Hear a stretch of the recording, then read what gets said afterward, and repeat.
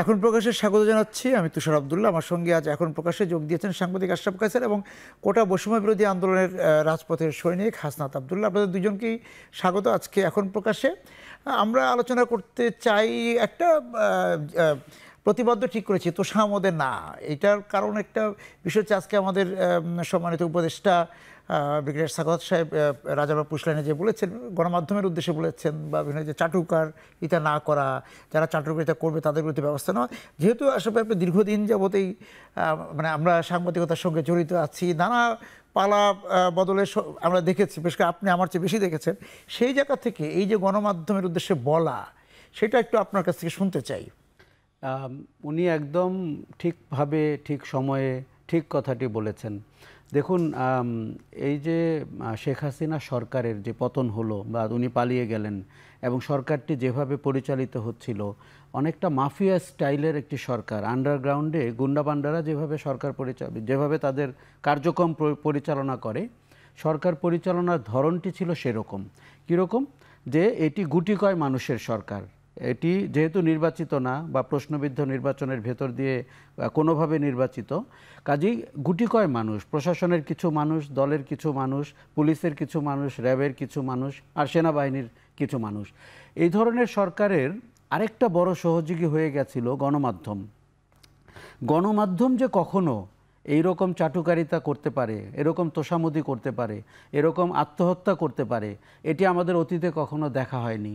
আমরা এরশাদ আমল থেকে সরকারকে বিশ্লেষণ করতে শুরু করেছি, রাজনীতি বিশ্লেষণ করেছি। আপনি নিজেও তুষার, আমাদের অনেক রাজপথে দেখা হয়েছে, আন্দোলনে দেখা হয়েছে, কথা হয়েছে। আমাদের অনেকেরই পছন্দ অপছন্দ আছে, রাজনীতির প্রতি পছন্দ আছে, সরকারের প্রতি আছে, এটি ব্যক্তিগত। এবং আমরা শিখেছিলাম যে আমার পেশা আর আমার ব্যক্তি পছন্দ মিলমিশ হবে না। এবারে আমরা দেখলাম মিলেমিশে যাওয়া তো দূরের কথা, মানে রীতিমতো পেশার কোয়ালিটি জলাঞ্জলি দিয়ে এক ধরনের প্রতিযোগিতায় অবতীর্ণ হয়ে কে কত ব্যক্তি স্তুতি করতে পারে, কে কত পদলেহন করতে পারে এবং কে কত প্রমাণ করতে পারে যে এই সরকারের সাথে তারা আছে এবং এটি তাদের একমাত্র কাজ।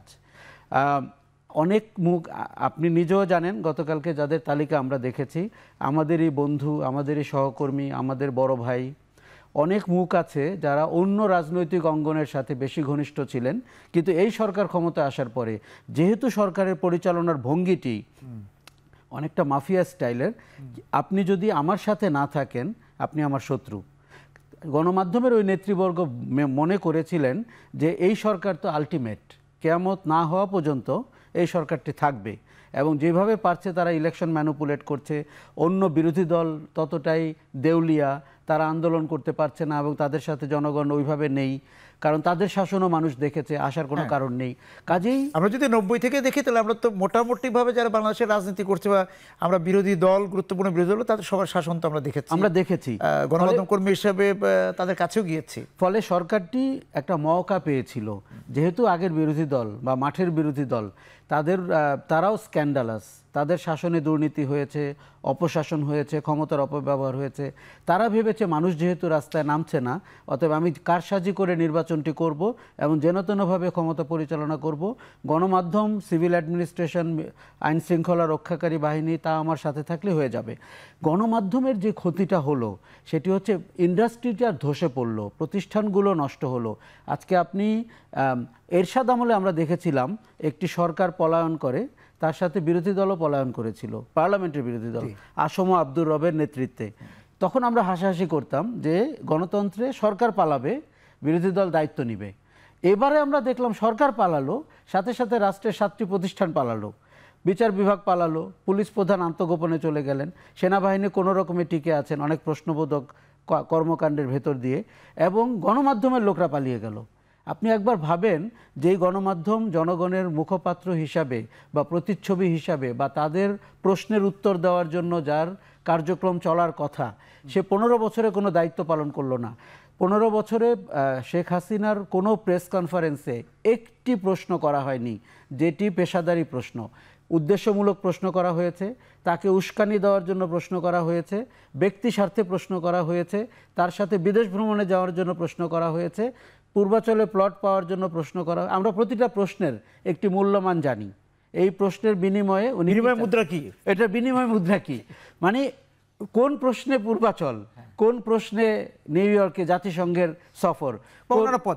আমরা একটু আশরাফ ভাই, আমরা একটু হাসনাতের কাছে যাই। যে ওদেরও তো একটা দেখার পর্যবেক্ষণ আছে গণমাধ্যম। শুধু হাসনাত, আপনারা যখন রাজপথে নেমে আসলেন, আপনারা যখন আন্দোলনে থাকলেন ক্যাম্পাসে, তারপর তো আস্তে আস্তে সারা দেশে ছড়িয়ে পড়লো, সেই সময়ের একটা গণমাধ্যমের একটা ভূমিকা আছে। তার আগে থেকে আপনি তো বিশ্ববিদ্যালয়ে ছিলেন, রাজনীতি করেছেন বা ক্লাসে ছিলেন, যেভাবেই থাকেন না কেন, আপনাদের প্রজন্ম গণমাধ্যমকে কীভাবে দেখতে পেলো? কারণ আশরাফ ভাইয়ের আমরা তো 90-এর আগের গণমাধ্যমকে দেখেছি এবং গণমাধ্যমে কাজ করে করে আজকে একরকমভাবে আমাদের দুজনের একরকম পর্যবেক্ষণ আছে। আপনাদের প্রজন্মের কাছে জানতে চাই। আসলে আমরা যেটা শিখেছি বা আমরা যেটা পড়েছি, সরকার যেটি শুনতে চায় যেটা প্রকাশ করা হয়, যেটা শুনতে চায় সরকার, যেটি শুনতে চায় সেটি হচ্ছে প্রেস রিলিজ। আর সরকার যেটি শুনতে চায় না তখন যদি সেটি প্রকাশ করা হয় তখন সেটি হচ্ছে খবর। কিন্তু আমরা যে খবরটি পড়তাম, এই খবরটি হচ্ছে আমরা প্রকাশ করতে পারতাম না ফেসবুকে বা বিভিন্ন জায়গায়, সামাজিক যোগাযোগ মাধ্যম আপনি জানেন একটি মাইক্রোমিডিয়া হিসেবে বেশ প্রভাব বিস্তারকারী একটি ভূমিকা পালন করছে। কিন্তু আমরা প্রকাশ যদি নাও করতে পারতাম, কিন্তু এটা আমাদের মধ্যে আলাপ আলোচনা হতো যে খবরগুলো আমরা দেখতে পাই সেটি হচ্ছে গণভবন প্রেসক্রাইবড কোনো ধরনের খবর অথবা প্রেস রিলিজ, অর্থাৎ গণভবন থেকে যা নির্ধারণ করে দেওয়া হয় সেটি হচ্ছে জাস্ট প্রচার করা হচ্ছে। এখন দেখুন, গণমাধ্যমের যে আনক্রিটিক্যালি নেওয়ার যে বিষয়টি, যে গণমাধ্যম কি নিব, সেই জায়গাটি গণমাধ্যম সেই জায়গায় প্রশ্নবিদ্ধ ভূমিকা পালন করেছে গত 15 বছর। ইভেন আমাদের এই যে আন্দোলনটি হয়েছে, সে আন্দোলনেও বিভিন্নভাবে একই ঘটনাকে আমরা দেখেছি চিত্রায়ন করা হয়েছে, বিভিন্নভাবে উপস্থাপন করা হয়েছে, মিডিয়া ট্রায়াল চালানো হয়েছে এবং ভাই যেটি বললেন যে ইন্টেনশনালি কোন প্রশ্নের মূল্যমান এবং কোন প্রশ্ন কোন দিকে ইঙ্গিত করে সেটি প্রশ্নের ধরন দেখলেই বোঝা যায়। অর্থাৎ আমাদের আন্দোলনের উদ্দেশ্য নিয়ে শুরুতেই ট্যাগিং, ব্লেমিং এবং ফ্রেমিং করার যে প্রবণতা, সেটি কিন্তু মূলত হচ্ছে সরকার, এই ফ্যাসিস্ট সরকার গণমাধ্যমকেই কিন্তু হাতিয়ার হিসেবে নিত কাকে ফ্রেমিং করার জন্য। সরকারকেই, অর্থাৎ এই যে রান্নার প্রক্রিয়াটি বা প্রসেসটি, সেটি হচ্ছে কন্ট্রোল করা হতো গণভবন থেকে। এবং আপনি জানেন যে, এবং এটা এখন আমরা মেনে নেই এবং সব জায়গায় এটি খোলাভাবে আলোচনা হচ্ছে, কিন্তু আজকে এক সপ্তাহ আগেই কিন্তু সেই বিষয়গুলো নিয়ে আলোচনা করার সুযোগ ছিল না। আমরা নিজে এক্সপিরিয়েন্স আমাদের হয়েছে যে রাষ্ট্রের যতগুলো প্রতিষ্ঠান রয়েছে, যে একটু আগে ব্যাখ্যা করলেন, রাষ্ট্রের যতগুলো প্রতিষ্ঠান রয়েছে শুধুমাত্র গণভবন ছাড়া অন্যান্য যে প্রতিষ্ঠানগুলো রয়েছে সবগুলো প্রতিষ্ঠান কিন্তু ডিসফাংশনাল ছিল। এই জায়গায় গণমাধ্যম কিন্তু একটি গুরুত্বপূর্ণ ভূমিকা পালন করতে পারত ফ্যাক্টটাকে তুলে ধরার জন্য। কিন্তু আমরা এখন দেখছি গণমাধ্যমের প্রতি যে প্রশ্নবোধক চিহ্নটি ছিল, এই প্রশ্নবোধক চিহ্নটি এখন আরও বেশি বড় হবে। কেন? 15 বছর তাদের কথা ছিল যে রাষ্ট্রের একটা কনস্ট্যান্ট ভিজিল্যান্ট হিসেবে কাজ করবে, কিন্তু সেই জায়গায় আমরা দেখেছি তারা সেখানে কম্প্রোমাইজ করেছে। সুতরাং গণমাধ্যম যে প্রশ্নবোধক, তাদের পিছনে যে প্রশ্নবোধক চিহ্নটি যোগ করেছে সেটি আরও দীর্ঘায়িত হবে। কারণ এই 15 বছর তাদের আসলে দায়িত্বটা কি ছিল, তাদের দায়িত্বটি যে প্রশ্নবিদ্ধ ছিল সেই জায়গাটি তারা আরও বেশি সেটির সত্যতা নিশ্চিত করেছে। এবং গণমাধ্যমের জায়গা থেকে আমরা যদি বলি, আমাদের এই আন্দোলনকে নানাভাবে বিভিন্ন গণমাধ্যম থেকে ফ্রেমিং করা হয়েছে। আমি একটা জিনিস জানতে চাই যে কোটা আন্দোলন তো আরও আগে থেকেই 18 সাল থেকে যদি আমরা ধরি, তারপর বিভিন্ন জায়গায় আসা, আমরা সামাজিক যোগাযোগ মাধ্যমের উপর আমাদের একটা ভরসা ছিল যে সামাজিক, যেটা হয়তো মূলধারার গণমাধ্যম, এখন মূলধারা বলতে আমরা যেখানে যে মাধ্যমে কথা বলছি সেটা নাকি সামাজিক যোগাযোগ মাধ্যম, আপনাদের প্রজন্ম কোনটাকে মূলধারার গণমাধ্যম বলে মনে করছে এখন? দেখুন, আস্থাহীনতার জায়গা থেকে মূলধারার গণমাধ্যম, যেগুলো টেক্সট বুক এক্সাম্পল, মূলধারা বলতে আমরা যেটি বুঝি, প্রাইমারি সোর্স বলতে আমরা যেটি বুঝি, আসলে সেই জায়গায় আমরা, আমি যদি তরুণ প্রজন্মের আমি কথা বলি, তরুণ প্রজন্মের এই গণমাধ্যমগুলো, আমি নাম বলছি না, এই প্রাইমারি সোর্স যেগুলো, সেগুলোর প্রতি আস্থাহীনতা অবশ্যই তৈরি হয়েছে। সেজন্য মাইক্রোমিডিয়া যেগুলো রয়েছে, সোশ্যাল মিডিয়া, সেখানে থেকেই কিন্তু আমরা তথ্যটি, নির্ভরযোগ্য তথ্যটি পাওয়ার জন্য আমরা উন্মুখ থাকতাম। এবং সেই জায়গা থেকে আপনি যদি কিলিংয়ের বিভিন্ন যেই ফায়ারিংয়ের যে ভিডিওগুলো দেখে থাকবেন, যে পরবর্তীতে যেগুলো গণমাধ্যমে ব্যবহার করা হয়েছে, সেগুলোও কিন্তু মাইক্রোমিডিয়া থেকেই সংগ্রহ করা হয়েছে। অর্থাৎ 15 বছরে এমন একটি পরিস্থিতি তৈরি হয়েছে যেখানে তাত্ত্বিক প্রাইমারি সোর্সগুলো সেগুলো হয়ে গিয়েছে সেকেন্ডারি সোর্সে, আর সেকেন্ডারি সোর্স যেই গণমাধ্যমগুলো, সেগুলো মানুষের মনে, অবচেতন মনে সেগুলো প্রাইমারি সোর্সে পরিণত হয়েছে। এই যে রূপান্তরটি ঘটলো, এই রূপান্তরটি, এটা একটি রিগ্রেসিভ রূপান্তর হয়েছে, যেটি একটি রাষ্ট্রের জন্য কখনোই সুখকর বিষয় না। কারণ রাষ্ট্রের প্রাইমারি সোর্স থেকে যখন সেকেন্ডারি সোর্স হয়ে যায়, সেটির দায়ভার কিন্তু গণমাধ্যমের প্রতি যায়। অর্থাৎ গণমাধ্যম হয়তো কোনো বিনিময় মূল্যের কারণে সেই জায়গায় তারা কম্প্রোমাইজ করেছে।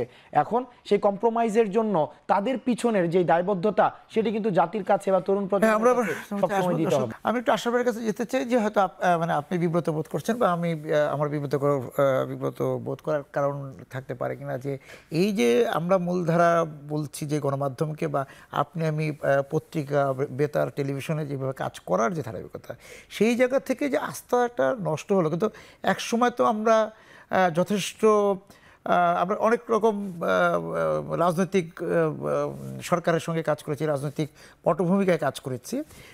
এতটা কিন্তু তরুণ প্রজন্ম, আমরা এক সময় তরুণ ছিলাম, তখনও কিন্তু সাধারণ মানুষের গণমাধ্যমের প্রতি এই অনাস্থা, আস্থাহীনতা, ভরসার জায়গাটা ছিল না। কারণ এখন যেটা হয়েছে যে আমরা অনেক আগে থেকেই দেখছি যে কোনো একটি গণমাধ্যম যদি কোনো একটা খবর পরিবেশন করে জানায়, তখন সাধারণ যারা ভোক্তা খবরের তারা আবার একটু সামাজিক যোগাযোগ মাধ্যম সার্চ দিচ্ছে ওটা সত্যি কিনা, এবং রিমোট দিয়ে আরও 5টা মাধ্যম দেখছে।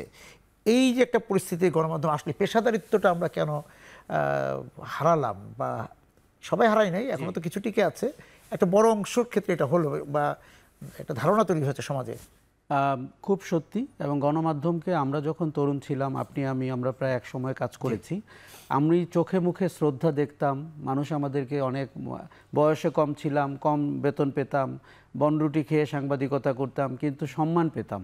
এবং তারা আমাদের দিকে তাকাতো সমীহর চোখে, তারা আমাদেরকে বিশ্বাস করত, আমাদের একটি কথাকে তারা মনে করত যে আমি তথ্যভিত্তিক অথবা আমি ইনসাইটফুল কিছু বলছি। এখন চিত্রটি কোনো সংশয় ছিল না, কোনো সংশয় ছিল না। গুটি কয় প্রতিষ্ঠান বাদে, গুটি কয় ব্যক্তি বাদে, এবং আপনাকে আমি হলফ করে বলতে পারি হাতে গোনা, এর বেশি হবে না, বাদে তাদের প্রতি ঘৃণা জন্ম হয়েছে। এবং আমি কিন্তু তাদের নিরাপত্তা নিয়ে শঙ্কিত। কেননা আজকে যারা ট্রাফিক কন্ট্রোল করছে তারা গাড়িও চেক করছে। আমি একটা জিনিস, আমি কোনো সরকার বা কোনো পক্ষকে দায়ী করতে চাই না, আমি আমার নিজেকে দায়ী করতে চাই যে এইটা তো তারা হয়তো বাধ্য করেনি, আমার মধ্যে একটা লোভ তৈরি হয়েছিল, এটি কেউ বাধ্য করেনি। আকাঙ্ক্ষা তৈরি হয়েছে। দেখুন, আমি কাউকে দায়ী করতে চাই, আমি কিন্তু বলবো যে একটি স্বৈরাচারী শাসন তাদেরকে বাধ্য করে নাই। তার 90% হচ্ছে তাই তিনি নিজ থেকে এই রোলে অবতীর্ণ হয়েছেন তার লোভের কারণে। এবং উনি তার যে প্রফেশনাল একুইটি আছে সেটাকে বিসর্জন দিয়ে সেটাকে বিক্রি করার সিদ্ধান্ত নিয়েছেন।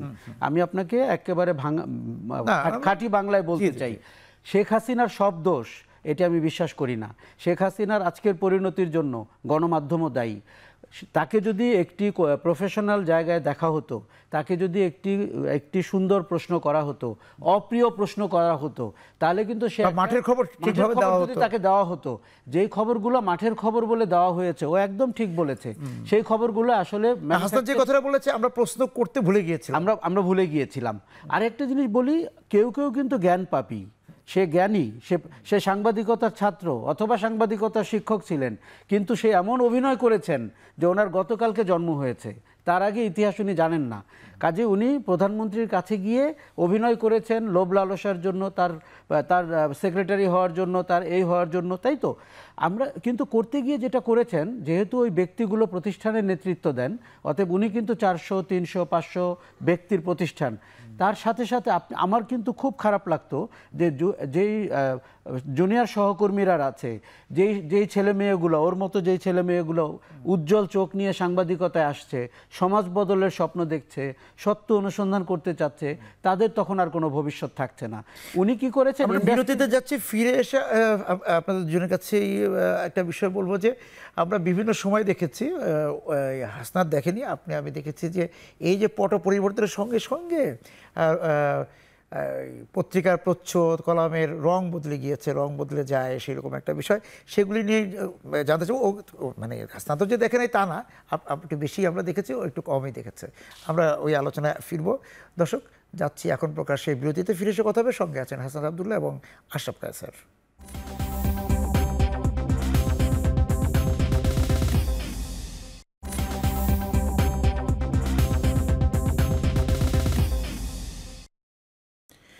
ফিরে এলাম এখন প্রকাশ্যে। আমরা বলছিলাম যে রং বদলে যায় বা মুখোশ বদলে যায়, ঘোল পাল্টায় বা মুখোশটা নতুন মুখোশ পরা, সেটা তো গণমাধ্যমে বিভিন্ন সময় আমরা দেখেছি। তা এইবার কি দেখছেন? এবং এইবারের যে পরিস্থিতিটা আমরা বলছি যে এবার অনেকেই সচেতন যে আমাদের যারা আন্দোলন করেছে শিক্ষার্থীরা, তারা যেমন সচেতন, আমাদের উপদেষ্টারাও দেখলাম যে তারা অন্যান্য বারের যে যারা দায়িত্বে এসেছে তাদের এই ব্যাপারটাই খুব সচেতন যে গণমাধ্যমের ভূমিকা ঠিক হতে হবে, কারণ গণমাধ্যম যদি ঠিকভাবে পরিচালিত না হয়, ঠিক খবরটা না দেয়, তাহলে তো তারাও বিভ্রান্তির মধ্যে পড়বেন।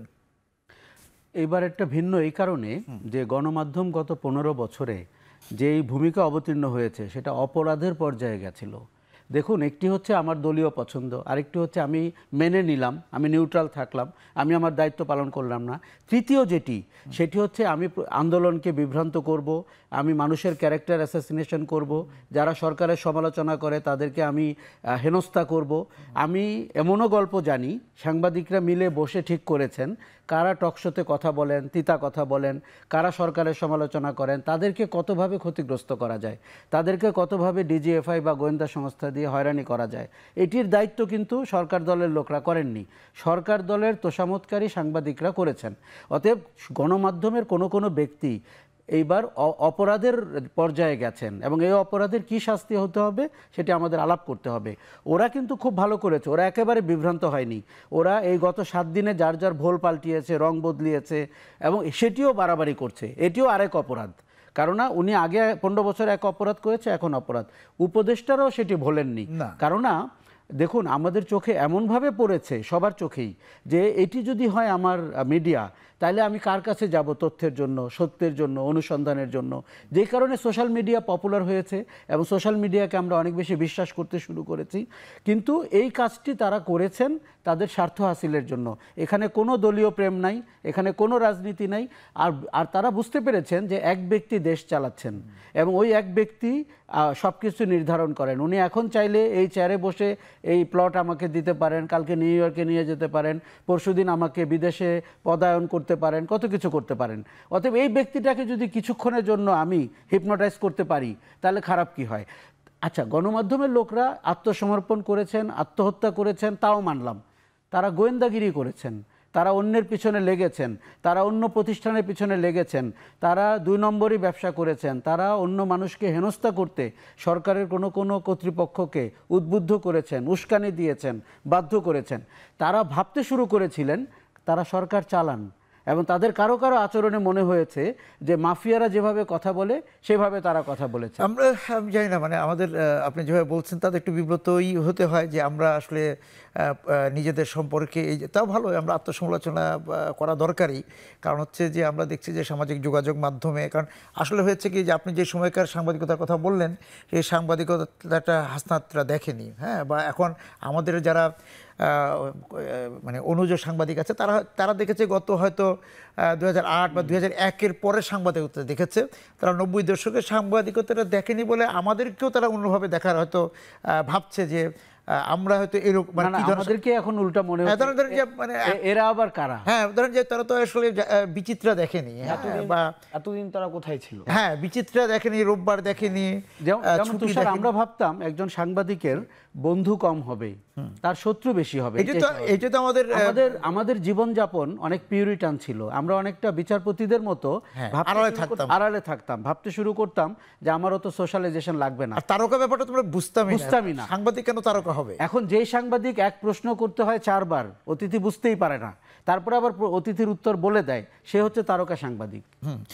না, যাই হোক, এখন এই যে হাসনাতরা কি ধরনের গণমাধ্যম সামনের দিকে দেখতে চাচ্ছে, সামাজিক যোগাযোগ মাধ্যম, এটা তো একটা নিউ মিডিয়া বা যেটা আমরা বলছি, সেইখানে আসলে ভূমিকাটা কী হচ্ছে? কারণ এখানেও কিন্তু এক ধরনের লড়াই হচ্ছে, এখানেও কিন্তু নানা দল মতের আছে এবং সেখানে যারা সামাজিক যোগাযোগ মাধ্যমেও তো একটা ভোক্তা শ্রেণী তৈরি হচ্ছে, তারা কিন্তু সামাজিক যোগাযোগ মাধ্যমেও কিন্তু একটা বড় মিডিয়া এখন মাধ্যম, সেখান থেকে কিন্তু অনেক তথ্য নেয়। খুব ভালো প্রশ্ন, কারণ কি সামনের সময় কিন্তু আরো জটিল হতে যাচ্ছে। সুতরাং এখন তো এক ব্যক্তিকে তোষামত করে জমি জমা কিছু পাওয়া গেছে, জায়গাতে ওইখানে তো তথ্যটা যে নেয়ার ক্ষেত্রেও ওই ভূমিকাটা আপনারা কিভাবে দেখতে যাচ্ছেন? পাশাপাশি আমরা যারা এই যে তথাকথিত মূলধারা বলে এখনো যারা দাবি করি, তাদের ভূমিকাটা আপনারা কিভাবে দেখতে চান? এখন গণমাধ্যমের সবচেয়ে বড় ভূমিকাটি যেটি রয়েছে সেটি হচ্ছে তাদের উপরে যে আস্থাহীনতা তৈরি হয়েছে সেটি ফিরিয়ে আনার জন্য তাদের কিছু পদক্ষেপ নিতে হবে। প্রথমত যে পদক্ষেপটি নিতে হবে সেটি হচ্ছে যে তোষামতকে না বলতে হবে, তোষামতকে না, ব্যক্তি তোষণ করা, প্রতিষ্ঠান তোষণ করা এবং হচ্ছে যেই ফ্যাক্টকে তুলে ধরার যে প্রবণতা সেটিকে থাকতে হবে। যদি আমি ফ্যাক্ট ট্যাম্পারিং করে একটি নতুন করে একটা যেটাকে আমরা ফিকশনাল স্টোরি বানিয়ে মানুষের সামনে উপস্থাপন করা, সেক্ষেত্রে জনগণের মধ্যে বিভ্রান্তি তৈরি হয় এবং তথ্যের সাথে জনগণের বিচ্যুত ঘটে এবং মানুষ সঠিক তথ্যটি থেকে বিচ্যুত থেকে যাওয়ার কারণে রাষ্ট্র সম্পর্কে সম্যক ধারণা থাকে না এবং পরবর্তীতে পলিসি নির্ধারণে আমরা যারা সাধারণ মানুষ রয়েছি তারা ডিটাচড ফিল করে, কারণ সামাজিক যোগাযোগ মাধ্যমে বা অথবা আমরা মূলধারার গণমাধ্যমে আমরা দেশকে একভাবে দেখতে পাই, অন্যদিকে আমরা যারা আমাদের যাপিত যে জীবনে সেটা প্রতিফলন ঘটে না। যখনই প্রতিফলন ঘটে না তখনই রাষ্ট্র যে আমার নিজের একটি এজেন্সি, সেই জায়গা থেকে আমার নিজেকে আমি একটা বিচ্যুত মনে হয়। অর্থাৎ এই যে একটি ব্যবধান তৈরি হয়েছে আমার রাষ্ট্রের মধ্যে, আমার দুই ধরনের জীবন আমি দেখতে পাই। একটি হচ্ছে মূলধারার গণমাধ্যমে এক ধরনের জীবন যেখানে দেখানো হয় সবকিছুই উন্নয়ন, সবকিছুর উন্নয়নের ফানুস এবং ইনফ্রাস্ট্রাকচারাল ডেভেলপমেন্টে সবকিছুই হচ্ছে, অন্যদিকে সেটি সরাসরি সেটি আমার পর্যন্ত পৌঁছাচ্ছে না, সেটা কিন্তু আমার মধ্যে একটা ক্ষোভ সৃষ্টি করছে। এই ক্ষোভের যে জায়গাটি সৃষ্টি হচ্ছে সেটি নিরসনের জন্য গণমাধ্যমের উচিত সঠিক ফ্যাক্টটিকে তুলে ধরা। এবং এই জায়গায় একটি গুরুত্বপূর্ণ বিষয় হচ্ছে, যখন আমি ফ্যাক্ট তুলে ধরবো না তখন কিন্তু আমার সমস্যাকে ডিজোন করা হচ্ছে। অর্থাৎ সমস্যাকে যদি আমি স্বীকারই না করে নিচ্ছি তখন ওই সমস্যাটিকে নিয়ে আলোচনা হচ্ছে না, জনগণের মধ্যে ন্যারেটিভ ক্রিয়েট হচ্ছে না। আর জনগণের মধ্যে যদি ন্যারেটিভ ক্রিয়েট না হয় তখন কিন্তু এই বিষয়গুলো আনএড্রেসড থেকে যায় এবং এই সমস্যাগুলো আড়াল করে দেওয়ার মধ্য দিয়ে কিন্তু সমস্যাগুলো যারা সৃষ্টি করছে তাদের কিন্তু আড়াল করে দেওয়ার একটা প্রবণতা থাকে। এখন এই সমস্যাগুলো যারা সৃষ্টি করে তারা কিন্তু সরকারের আশেপাশের মানুষগুলোই হয়, যারা সরকারকে বা আমরা যাদেরকে তারা সরকার এবং জনগণ দুই পক্ষকে বিভ্রান্তির মধ্যে ফেলে দেয়, দুই পক্ষকে বিভ্রান্তির মধ্যে ফেলে দেয় এবং ওই যারা সমস্যার সৃষ্টি করছে তারা কিন্তু এই ফেসিস্ট রেজিমের তারা ছিলেন ফুট সোলজার। অর্থাৎ তারাই হচ্ছে এই ফেসিস্ট রিজমকে সামাজিক যোগাযোগ মাধ্যম সামাজিক যোগাযোগ মাধ্যমকেও আমরা বলবো, আমাদের সামাজিক যোগাযোগ মাধ্যমের যে একটি আন্দোলন কেন্দ্রিক যে একটি গ্রহণযোগ্যতা পেয়েছে, কিন্তু সামাজিক যোগাযোগ মাধ্যমকেও যে সবসময় আনক্রিটিক্যালি নেওয়া যাবে বিষয়টা এমন না। সামাজিক যোগাযোগ মাধ্যমে আমরা দেখেছি ফ্যাক্ট ট্যাম্পারিং হয় এবং প্রপাগান্ডার, কারণ যেহেতু এখানে সেন্সরশিপের ওই মাত্রার, অর্থাৎ আমি একটা ফ্যাক্ট চেকিং এর যে বিষয়টি রয়েছে সেটাকে সেন্সরশিপ ওভাবে করা যায় না। সেই জায়গায় সামাজিক যোগাযোগ মাধ্যম যারা ব্যবহার করে তাদের ব্যক্তি জায়গা থেকে যেন সঠিক তথ্যটি তুলে ধরে। আসলে আপনার কাছে আসি, ওর কাছ থেকে একটু আবার আপনার কাছে যাবো। তার কাছে আমরা গণমাধ্যম নিয়ে আলোচনা করছিলাম, পাশাপাশি এখন যেটা আমাদের একটি যে সরকার গঠন হলো সেই জায়গাতে বলা হচ্ছে যে শিক্ষার্থীদের প্রতিনিধি তো ওখানে গিয়েছেন দুজন, বলা হচ্ছে যে তারা অন্যান্য মন্ত্রণালয়েও সহ উপদেষ্টা হিসেবে থাকবেন। সেই জায়গার কার্যক্রমটা কীরকম হতে পারে আপনার? আমার মনে হয় খুব স্বাভাবিকভাবেই সহ উপদেষ্টারা যোগ দিতে পারেন কার্যক্রমের সাথে। আপনি জানেন যে এটাকে ছায়া মন্ত্রিসভার মতো করে হবে না কিভাবে হবে? এটির দুটি ধারা আছে। একটি হচ্ছে আমরা যদি ব্রিটিশ কায়দায় আগাই তাহলে ছায়া মন্ত্রিসভা, এবং ছায়া মন্ত্রিসভা সাধারণত সমালোচনার জায়গায় থাকে, বিকল্প প্রস্তাব করে এরকম। কিন্তু আমার যেটি মনে হচ্ছে এই 16 জনকে দিয়ে আপনি সরকার পরিচালনা করতে পারবেন না। কাজেই আমি আরও চাই শিক্ষার্থীদের অংশগ্রহণ অ্যাক্টিভ কার্যক্রম পরিচালনায় হোক, যেটি উপদেষ্টাকে সাহায্য করবে। যে আপনি জানেন প্রধান উপদেষ্টার হাতে 27টি মন্ত্রণালয় রয়েছে। আমি কিন্তু শিক্ষার্থীদের আরও অংশগ্রহণ চাই। আমি কিন্তু প্রথম দিন থেকে বলছি আমি খুব খুশি হতাম সরকারটি মধুর ক্যান্টিনে ঘোষণা করলে। সরকারটি সেনাবাহিনীর তত্ত্বাবধানে বঙ্গভবনের ওই ভদ্রলোকের আন্ডারে না গিয়ে ওরা যদি যেভাবে আন্দোলন করেছে সেইভাবে যদি বাস্তবায়ন করত, আমরা একটা বিপ্লবী সরকার পেতাম। সেটি ভালো কি খারাপ হতো এটা আমি জানি না, কিন্তু আমার ভালো লাগতো বাংলাদেশে আমি একটি বিপ্লবী সরকারের আওতায় নাগরিক হিসাবে বসবাস করছি। সেটি যখন হয়নি, আপনি এখন যতটা অনেক হয়েছে, নাহিদকে আর অনেক দূর হয়েছে, তাদের ওই যে মন্ত্রণালয়ে বসে থাকতে অনেক দূর হয়েছে। কিন্তু যেহেতু এই সরকারের কাছে আমাদের প্রত্যাশা অনেক এবং এই সরকারের উপরে গুরু দায়িত্ব বেশি, আপনি এখন সমস্ত পলিটিক্যাল অ্যাক্টর যারা পালিয়ে গেছে, যারা বিভিন্ন সময় আত্মগোপনে ছিল, সবাই কিন্তু এখন ভূমিতে আসার চেষ্টা করবে। সরকারের একটা বড় দায়িত্ব হচ্ছে এদেরকে ম্যানেজ করা। এবং 3 দিন না যেতে ভোট চাচ্ছে। আমরা জনসভা হতে দেখছি, আমরা নিজেদের মন মর্জি মতো প্রতিষ্ঠানের সাইনবোর্ড পরিবর্তন হতে দেখছি, আপনার আইডিয়ালসকে কি করে ইসলামী করা যায় ইত্যাদি দেখছি। অনেক কিছুই কিন্তু গ্রহণযোগ্য না। বাংলাদেশের মানুষ এই আন্দোলনকে সমর্থন করেছে, ওগুলো পাওয়ার জন্য আমার কোনোভাবেই মনে হয় না। আমি একটা বিরতিতে যাচ্ছি। আমি যেহেতু হাসনাত আছেন, আমি হাসানের কাছে ফিরবো যে এই যে কোটা বৈষম্য বিরোধী আন্দোলন সব কিছু ঠিক আছে, কিন্তু আমাদের আবার বাংলাদেশের তো একটা সংস্কৃতি আছে, সেই সংস্কৃতিটাকেও ধরে রাখতে হবে। আমাদের যে যাপনের ব্যাপার আছে, আরও যে সাংস্কৃতিক ধারাটা আমরা গ্রাফিতিগুলি দেখছি, এগুলিতেও কিন্তু এক ধরনের প্রকাশ হচ্ছে যে আমাদের বিভিন্ন রকমের যে আঁকা হচ্ছে, দেয়াল লিখন হচ্ছে, নানা কিছু হচ্ছে, সেখানে কিন্তু আমরা দেখছি আমাদের একটা অনেকের একটা ধারণা ছিল, যেটা সলিমুল্লাহ স্যার বলেছেন যে ফার্মের মুরগি ভাবা তো আসলে তো ওরা তা না, তারা অনেক সচেতন। সেই জায়গা থেকে আমাদের সাংস্কৃতিক যে আমরা মোটিভগুলির কথা যদি চিন্তা করি, সেইগুলি কতটা রক্ষার ক্ষেত্রে ওরা হাসানরা ভূমিকা রাখবে, সেই আলোচনায় ফিরবো একটা বিরতি থেকে এসে। দর্শক, আমরা যাচ্ছি এখন প্রকাশের বিরতিতে, ফিরে এসে কথা হবে। সঙ্গে আছেন আশরাফ কায়সার এবং হাসনাত আবদুল্লাহ।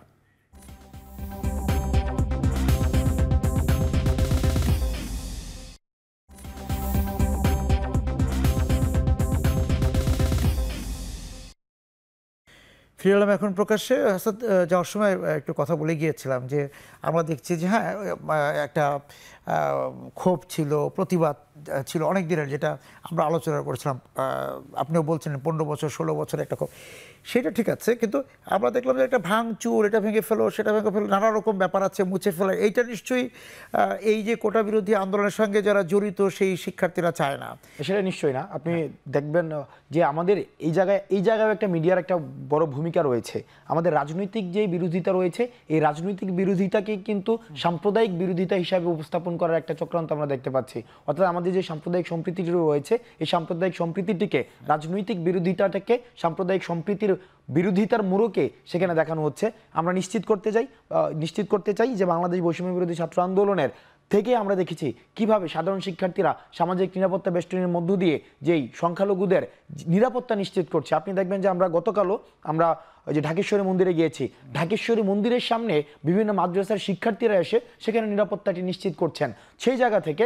এবং আমরা আমাদের বাংলাদেশের প্রত্যন্ত অঞ্চলে প্রান্তিক জনপদে আমরা খোঁজ নেওয়ার চেষ্টা করেছি, আমাদের যারা নেতাকর্মী রয়েছে তারা সেখানে গিয়েছেন এবং সেখানে দেখেছি স্বতঃস্ফূর্তভাবে বিভিন্ন ছাত্র নাগরিকের অংশগ্রহণের মধ্য দিয়েই কিন্তু সংখ্যালঘুদের যে নিরাপত্তা নিশ্চিত করা হচ্ছে। এবং ভাঙচুরের যে বিষয়টি হয়েছে, ভাঙচুরের বিষয়টিকে আমরা অস্বীকার করছি না, সেখানে হয়েছে, কিন্তু সেই বিষয়টি হচ্ছে রাজনৈতিক বিরোধিতার জায়গা থেকে। আমাদের একটি জিনিস ভুলে গেলে চলবে না, এই যে ফেসিস্ট রেজিমটি ছিল সেটা কিন্তু 16 বছরের ছিল। অর্থাৎ ফেসিস্ট সরকারের যিনি প্রধান তার উৎখাত হয়েছে, কিন্তু তার লিগেসিটার কিন্তু একদিন উৎখাত হয়নি। সুতরাং তার যেই দলের যে নেতাকর্মীরা ছিল তারা কিন্তু রয়েছে, তারা এই আমাদের প্রগ্রেসটাকে, এই যে একটি ট্রান্সফরমেশন হয়েছে, এই ট্রান্সফরমেশনটাকে বিতর্কিত করার জন্য তারাও কিন্তু তাদের জায়গা থেকে বিভিন্ন অপচেষ্টা এবং দেশীয় বিদেশীয় রাষ্ট্রীয় মাধ্যমে আমরা বিভিন্ন জায়গা থেকে দেখছি প্রপাগান্ডা চালানো হচ্ছে এবং সেটা খুবই উদ্দেশ্য প্রণোদিতভাবে একটি কম্প্যারিজন ক্রিয়েট করার জন্য। কিভাবে কম্প্যারিজনটি ক্রিয়েট করা হচ্ছে, যে দেখো একটি ফেসিস্ট গভর্নমেন্ট যদিও তিনি ছিলেন, কিন্তু তার সময় তোমরা ঠিক ছিলা, কিন্তু ফেসিস্ট গভর্নমেন্টের উৎখাত হয়েছে, আবার একটি সরকার গঠন হয়েছে অন্তর্বর্তীকালীন সরকার, কিন্তু এই অন্তর্বর্তীকালীন সরকারের চারদিকে অরাজকতা, চারদিকে নৈরাজ্য, এই যে একটি সেন্সকে ইনস্ট্যান্ট ক্রিয়েট করার জন্য, একটা ন্যারেটিভ ক্রিয়েট করার জন্য আমরা মনে করি যারা এতদিন পর্যন্ত এই ফেসিস্ট রেজিমকে সাপোর্ট দিয়েছে তাদের দ্বারাই হচ্ছে সব কার্যক্রম পরিচালনা করা হচ্ছে। আমরা নিশ্চিত করতে চাই বৈষম্য বিরোধী ছাত্র আন্দোলনের যারা ছাত্র নাগরিকের যেহেতু অংশগ্রহণ হয়েছে, এবং এই জায়গায় একটি আপনারা খুব ইউনিক একটি ব্যাপার দেখবেন, এটি কিন্তু একটি নির্দিষ্ট ক্লাসের আন্দোলন ছিল না। এখানে আমরা বাইনারি অপোজিশন থেকে যদি দেখি, পাবলিক ইউনিভার্সিটি, প্রাইভেট ইউনিভার্সিটির অংশগ্রহণ ছিল, আমাদের যদি দেখি প্রলেতারিয়েট শ্রেণী এবং হচ্ছে যারা আরবান শ্রেণী তাদের অংশগ্রহণ ছিল, বাংলা মিডিয়াম, ইংলিশ মিডিয়াম অংশগ্রহণ ছিল। আমরা দেখেছি একই ফ্রেমে রিকশাওয়ালাও এসেছে এবং আমরা দেখেছি বিভিন্ন প্রতিষ্ঠানের এমডিও এসেছে। অর্থাৎ এই যে সার্বজনীনতা এই আন্দোলনটিকেই কিন্তু আপনার বৈধতা দিচ্ছে বা নৈতিক জায়গা থেকে সেই জায়গায় সমর্থন দিচ্ছে। এই যে সার্বজনীন আন্দোলনটিকে প্রশ্ন করার জন্য আপনাদের এক শ্রেণীতে নেমে আসা, এবং এই যে না, এটা তো আমরা বিভিন্ন সময় বলেছি যে এই যে সাম্প্রদায়িক বিষয়টা রাজনৈতিক দলগুলোর তৈরি, কিন্তু আমাদের গ্রামে গঞ্জে কিন্তু সাম্প্রদায়িকতা সবাই একসঙ্গেই বসবাস করে, একসঙ্গে থাকে, একইভাবে উৎসবে যোগ দেয়। কিন্তু আমি একটা বিষয় এই জায়গায় আমি স্পষ্ট করি, এই যে সাম্প্রদায়িক যেই আগের যে গভর্নমেন্টের একটা ন্যারেটিভ ছিল, আগের যে গভর্নমেন্টের ন্যারেটিভটা ছিল কি, যতদিন পর্যন্ত আমরা আছি ততদিন পর্যন্তই কিন্তু তোমরা সেফ, আমরা চলে গেলে কিন্তু তোমরা সেফ না, এবং এই রাষ্ট্রটি একটি জিহাদি রাষ্ট্র হয়ে যাবে। এই প্রপাগান্ডাটা চালিয়ে কিন্তু তারা এইটাকে এক্সটেন্ড করেছে, এবং এই প্রপাগান্ডার মধ্যেই কিন্তু গণমাধ্যমের একটা ভূমিকা ছিল সেটাকে ফুয়েলিং করার জন্য।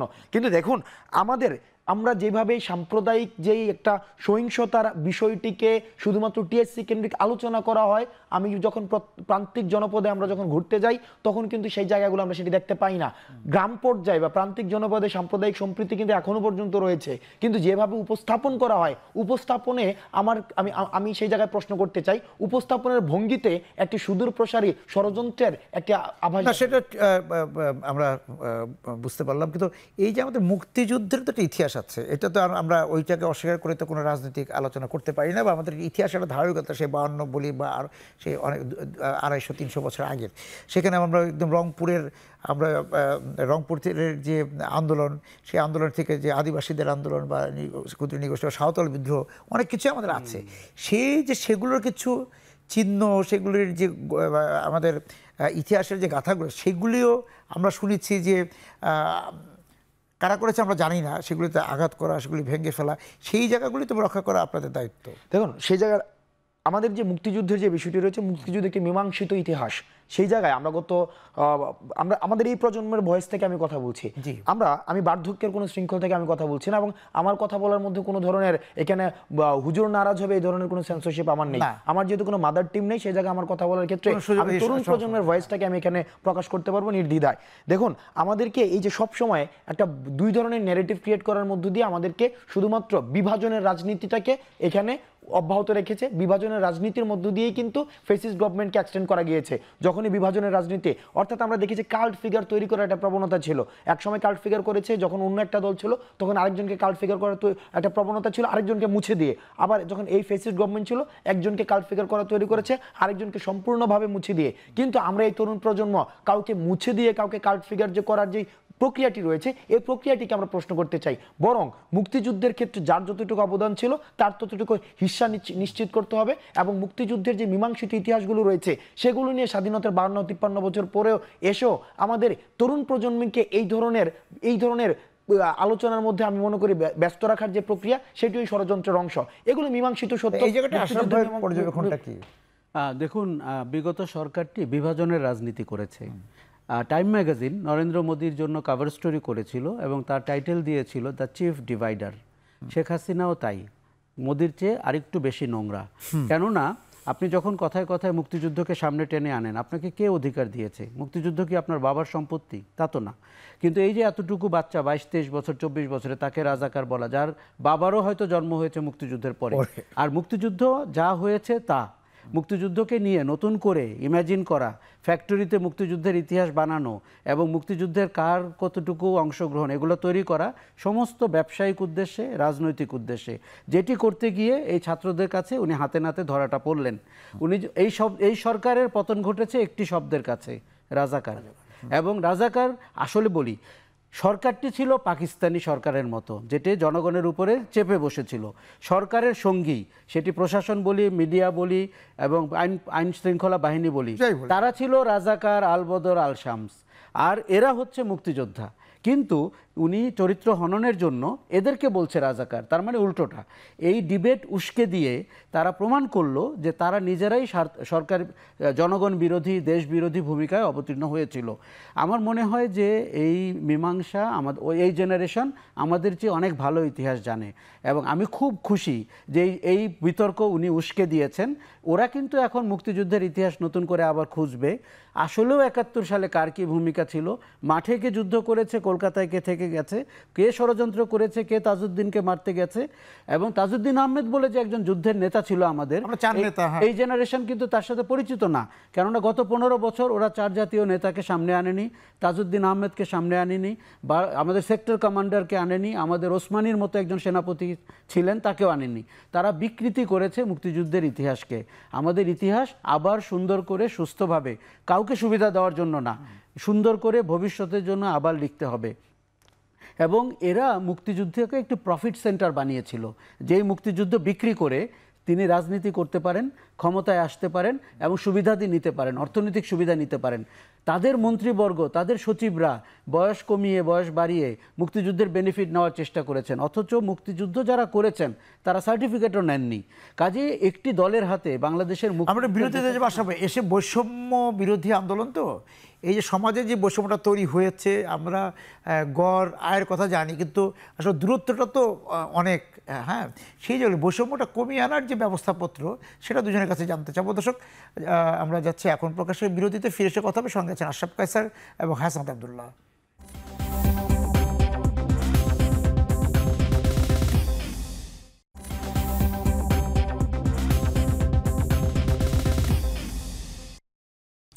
ফিরে এলাম এখন প্রকাশে। আমি বিরতিতে যাওয়ার সময় জানতে চাচ্ছিলাম যে এই যে আমাদের সময় কমে এসেছে, সেই ব্যবস্থাপত্রটা একটু যদি ছোটো করে বলেন যে এই যে বৈষম্যটা কমে, সমাজের যে বৈষম্য, যেটা হাসাদ বলছিল যে আন্দোলনের সময় একদম সমাজের সকল শ্রেণীকে একটা জায়গায় আনা গিয়েছে, কিন্তু তারপর তো এখন আবার স্বাভাবিক জীবন শুরু হয়েছে। এই যে বৈষম্যটা কীভাবে কমিয়ে আনা যায়, দূরত্বটা, এবং সেই জায়গায় যদি আপনি একটু বলেন। আমাদের সমাজ যত ভালো হচ্ছে, যত আমরা অর্থনৈতিকভাবে ভালো করছি, তত আমাদের বৈষম্য বাড়ছে। তার মানে হচ্ছে আমাদের যে রাজনৈতিক সদিচ্ছার অভাব রয়েছে এবং আমাদের সরকার পরিচালনার, আমাদের এই যে সকলকে নিয়ে বেড়ে ওঠার যে ফিলসফি, একসঙ্গে চলা, সেটি কিন্তু আমরা করছি না। বৈষম্য বিরোধী আন্দোলন আমাদেরকে যে মেসেজটি দিয়েছে, সেটি কোটা ছিল একটা সিম্বলিক জায়গা, যে সরকারি চাকুরিতে আমি কোনো বৈষম্য চাই না। কিন্তু ওরা আসলে যেটি বলতে চেয়েছে, আমি সামাজিক জীবনে চাই না, রাজনৈতিক জীবনে চাই না, আমি অর্থনৈতিক জীবনে চাই না। আপনি একবার খালি দেখুন সালমান রহমানের সম্পত্তি কত গুণ বেড়েছে গত 15 বছরে। আমার প্রতিবেশী ভ্যান চালক শাহ আলম, তাকে আমি চোখের সামনে দেখলাম, উনি আস্তে আস্তে কত নিচের দিকে চলে যাচ্ছেন, ওর ঘরে এখন শোয়ার জায়গাও নাই। কিন্তু তাই এই দুজনকে নিয়েই তো আমাদের পার ক্যাপিটা ইনকাম, যেটি বিগত প্রধানমন্ত্রী খুব বলতে শুরু করেছিলেন। ওনার ওই জ্ঞানটুকু ছিল না যে এই পার ক্যাপিটা ইনকাম, তার যে উপদেষ্টা, তিনি 90 ভাগ খেয়ে ফেলেছেন, শেয়ার মার্কেট থেকে চুরি করে, ব্যাংক থেকে চুরি করে। এটা মানে আমি একটা উদাহরণ বলছি বন্টনের অর্থে। সেটি হচ্ছে যে এই যে বেনিফিট পাওয়া মানুষগুলো, তাদের যে আপনি যখন বড় অবকাঠামো ধরেন, সেই অবকাঠামোর মূল্যমান কত, আপনি যদি সেটিতে এফিশিয়েন্ট না হন, আপনার ট্যাক্সের টাকা দিয়েই তো আপনি পারমাণবিক বিদ্যুৎ কেন্দ্র করছেন, এক্সপ্রেসওয়ে করছেন। আমরা সরকারকে কেন ক্ষমতায় রাখি? সে যেন এফিশিয়েন্ট হয় নেগোসিয়েশনে। সে এখন উল্টোটা, সে হয়েছে কমিশনের জন্য এফিশিয়েন্ট, আপনার পুরো প্রজেক্টের জন্য এফিশিয়েন্ট না। বৈষম্যটা ওখান থেকেও তৈরি হচ্ছে। আপনি যখন বাজেট প্রণয়ন করছেন, আপনি আসলে শিক্ষা, স্বাস্থ্য এগুলোতে কি খরচ করছেন, প্রতিরক্ষায় কি খরচ করছেন, সেটি দিয়েও আপনি বৈষম্য জিয়ে রাখছেন। সর্বোপরি এরা শাসন করতে চায় বৈষম্য টিকিয়ে রেখে। কাজেই ওরা যে আন্দোলনটা করেছে, তাদের বেঁচে থাকা ঠিক ভিন্ন অর্থে। তারা চায় যে আপনি সেকেন্ড ক্লাস সিটিজেন হবেন, তারা প্রথম ক্লাস সিটিজেন হবে, থার্ড ক্লাস সিটিজেন থাকবে, ফোর্থ ক্লাস সিটিজেন থাকবে। মানে সংবিধান আপনাকে দেশটাকে যেমন করে চালাতে বলেছে, তারা ঠিক ভিন্নভাবে দেশটা চালায়, কিন্তু সংবিধানের নাম বলতে থাকে। ফলে তারা আপনার একটা উইন্ডো ড্রেসিং করে যে ক্ষমতাটা এরকম, সংবিধানটা এরকম, সরকারটি এরকম। দেখুন, ভালো ভালো কথা বলতে তো কিছু লাগে না, যে আমরা স্বচ্ছভাবে সরকার চালাবো, এটি ক্ষমতা নয়, এটি দায়িত্ব। বাস্তবে তো তার ঠিক উল্টা। ক্ষমতার অহমিকায় তো উনি থাকতে পারছেন না, কিসের দায়িত্ব? এই স্টুডেন্টদের সাথে যদি উনি 1 মাস আগেও বসতেন, তার কোনো চাটুকার দ্বারা প্রভাবিত না হয়ে, ওদের দাবি তো ন্যায্য দাবি।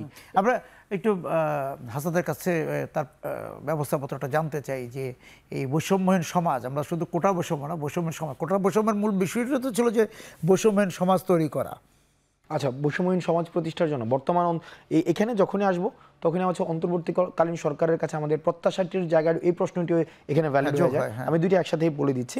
দেখুন, এখন বর্তমানে আমাদের বর্তমান পরিস্থিতিকে পর্যালোচনা নিয়ে আমাদের প্রথম যে কাজটি হচ্ছে, সেটি হচ্ছে বর্তমান যে ললেসনেস এবং ডিসঅর্ডার ক্রিয়েট হয়েছে, একটা ইন্টেনশনালি হোক অথবা এটা একটা ইঞ্জিনিয়ারিংয়ের ভিত্তিতে সেটা হয়ে থাকুক, সেটা হচ্ছে আমাদের বর্তমানে যে সামাজিক অস্থিরতা যেগুলো রয়েছে, আইনশৃঙ্খলা রক্ষা পরিস্থিতির যে অবনতি হয়েছে, সেটিকে আবার স্বাভাবিক অবস্থায় ফিরিয়ে নিয়ে আসা, সেটি হচ্ছে প্রথম কাজ।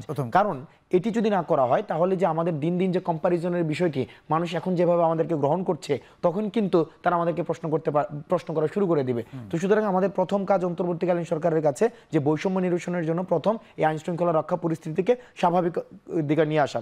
2 নম্বর যে বিষয়টি, সেটি হচ্ছে আমরা দেখলাম যে গত 16 বছর উন্নয়নের গল্পের পিছনে, কালো পর্দার পিছনে দেখলাম একটা ফাঁপা বলে কিছুই নাই। আসলে 11 লক্ষ কোটি টাকা বিদেশে চলে গিয়েছে, নন পারফর্মিং লোনস বেড়ে গিয়েছে, এবং একটা নির্দিষ্ট সংখ্যক মানুষকে ক্রিম শেয়ার করতে গিয়ে, অর্থাৎ নির্দিষ্ট সংখ্যক মানুষকে সুবিধা দিতে গিয়ে ব্যাংকগুলোকে খালি করে ফেলা হয়েছে। অর্থাৎ এই যে অর্থনৈতিক যে বিপর্যয়টি সৃষ্টি হয়েছে, দ্বিতীয় পর্যায়ে এসে আমাদের এই অর্থনৈতিক সংকটটিকে কাটিয়ে উঠানোর জন্য আমাদের সাস্টেনেবল সলিউশন অথবা সাস্টেনেবল পলিসিকে অ্যাডপ্ট করতে হবে। এবং এটি আমি মনে করি ডক্টর মোহাম্মদ ইউনূসের জন্য একটি বড় চ্যালেঞ্জ, এবং আমাদের পরবর্তী বৈষম্য নিরসনের জন্য এটি অন্যতম গুরুত্বপূর্ণ একটি বিষয়। তৃতীয় যে বিষয়টি রয়েছে, আমি মনে করি আমাদের যে সাংবিধানিক যে প্রতিষ্ঠানগুলো রয়েছে বৈষম্য নিরসনের ক্ষেত্রে এদের কিন্তু ভূমিকা অনেক বেশি গুরুত্বপূর্ণ। আমি প্রত্যেকদিন রাস্তায় এসে স্ট্রিট দখল করে স্ট্রিট ভয়েসিংয়ের মধ্য দিয়ে এটি কখনই সাস্টেনেবল সলিউশন না। সাস্টেনেবল সলিউশনের জন্য আমার যেটি প্রয়োজন, রাষ্ট্রের যে প্রতিষ্ঠানগুলো রয়েছে এই প্রতিষ্ঠানগুলোর প্রতি মানুষের আস্থাহীনতা তৈরি হয়েছে, সাংবিধানিক প্রতিষ্ঠানগুলোর প্রতি আস্থাহীনতা তৈরি হয়েছে। এই প্রতিষ্ঠানগুলোকে অ্যানাবল যদি করা যায়, তখনই আমি মনে করি যে বৈষম্যটি স্যার যেটি ব্যাখ্যা করছিলেন সেই বৈষম্যটি নিরসন হয়ে সমতা প্রতিষ্ঠার দিকে আমরা এগিয়ে যাব। আমাদের সময় শেষ। সবাই আপনাকে অনেক ধন্যবাদ, হাসনাতকেও ধন্যবাদ আমাদের সঙ্গে যোগ দেওয়ার জন্য। এবং আমরা প্রত্যাশা করব যে আশরাফ ভাই যেটা বলছিলেন যে আমাদের ছাত্ররা থাকবে উপদেষ্টাদের সঙ্গে, সহ উপদেষ্টা হিসেবে বা সঙ্গে থাকবে। এই সঙ্গে থাকাটা বড় কাজ মনে হয় হওয়া উচিত, যে যেখানেই দেখবে তোষামত সেখানেই বলবেন না। হ্যাঁ, এই কাজটা কিন্তু একটা বড় ওষুধ হতে পারে, মহাওষুধ হতে পারে। সেটা নিশ্চয়ই হাসনাতরা চালিয়ে যাবে, সেই প্রত্যাশা থাকলেও দর্শক যারা ছিলেন এখন প্রকাশের সঙ্গে আজকে আমাদের এই আয়োজনে আপনাদেরকে ধন্যবাদ জানিয়ে শেষ করছি আজকের এখন প্রকাশ। শুভরাত্রি।